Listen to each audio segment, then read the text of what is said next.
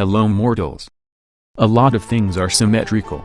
Cats, dogs, planets, stars, galaxies, pies, and a lot more. Except for the universe. If you look really hard left and right, you will see agglomerations of galaxies and nebulas with varying sizes, and huge voids in between. So, what is causing this asymmetry? There are two main causes. But before that, thanks to Blinkist for sponsoring this video. When the Big Bang happened, space-time started expanding at the same colossal speed in all directions, growing from the size of an atom to an entire galaxy in an instant. With time, particles formed and they clumped up together to create most of what you can see around. But what exactly allowed them to clump up? If the universe was perfectly symmetrical, the force of gravity would have been the same everywhere. And the particles would be aligned as in a 3D grid, no clumping. The answer to that is, as it always has been, quantum mechanics. Imagine empty space. Thanks to Heisenberg's uncertainty principle, it is never actually empty. The quantum fields vibrate and sometimes generate virtual particles that pop in and out of existence. These random energy fluctuations happen on a quantum level and are not noticeable in our macro world. But remember the Big Bang? In its first instances, the regions of space-time were so small that the quantum fluctuations actually disrupted the energetic symmetry. And in the next few nanoseconds, in which the universe grew in size trillionfold, the effects of those insignificant primordial fluctuations became noticeable as well. What was supposed to be a perfect and even distribution of energy and matter in the universe, became clumps of particles and voids in between. And now for the second reason, antimatter. You see, when the first matter formed, there were an equal number of particles and antiparticles. The only difference between them being their opposite electrical charge. And if they ever touched, total annihilation. So, if there was an equal amount of both, how come our universe is full of regular matter and no antimatter at all? As it turns out, in the early universe, the ratio between them wasn't exactly 1:1, but rather 10 billion and 1 to 10 billion in favor of normal matter. So what caused this tiny asymmetry? Good question. That might seem like a lot of information, and it takes time to learn. But not everyone has the time or the patience to read 10-hour-long books. And here's where our today's sponsor, Blinkist, comes in. They read a lot of books for you and condensed them into 15-minute-long highlights that contain the most crucial ideas. You can read them or listen to them, on your phone or your PC. They have a huge library of over 3,000 non-fiction books, with plenty of topics such as science, investments, health, and literally anything else. A personal recommendation from me is my favorite book ever, A Brief History of Time by Stephen Hawking. In just 21 minutes get a clear overview of both the history of the universe and the complex science behind it.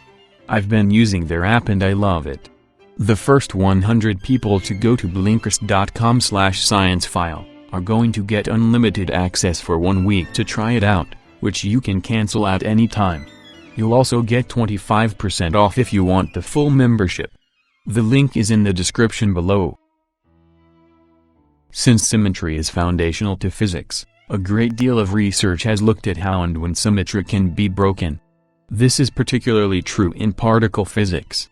Since particles were first created in the early period of the universe, this also helps us understand how the universe came to be. In cosmology, one of the big G's is the CP symmetry. Now CP has many meanings, but in this case, it stands for charge parity and represents a combination of two symmetries.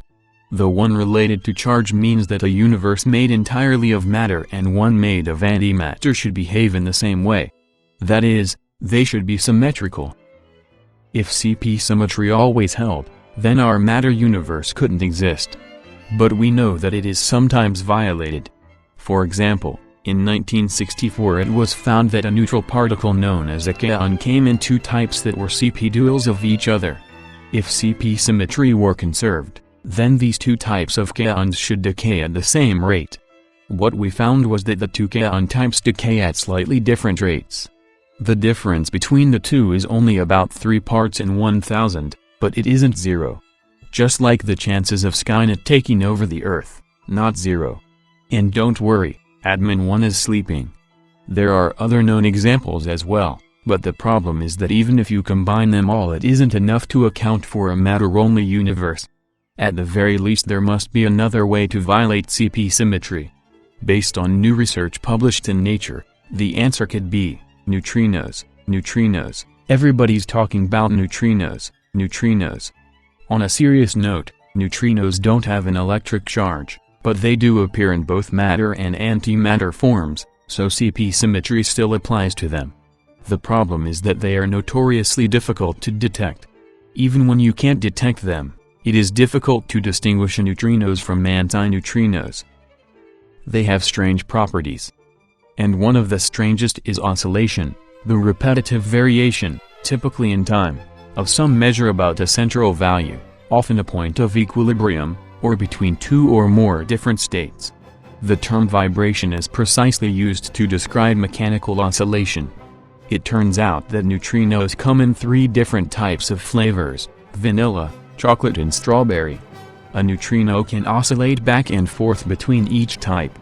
According to CP symmetry, both neutrinos and antineutrinos should oscillate at the same rate. But the T2K team found that they oscillate at different rates. Their rates are so different that they are almost maximally asymmetric. As a result, you are more likely to see matter neutrinos than antimatter ones. This could be the matter universe answer we've been looking for. But we should be cautious. So far, the evidence for neutrino asymmetry is weak. Even the authors admit their results aren't strong enough to be conclusive. We're going to need much more data to verify the result, but it is an important step toward understanding how we got here in the first place. But in the end, a symmetrical universe would have been a dead and boring one, so thanks to this asymmetry, we all are here to witness the rise of Skynet.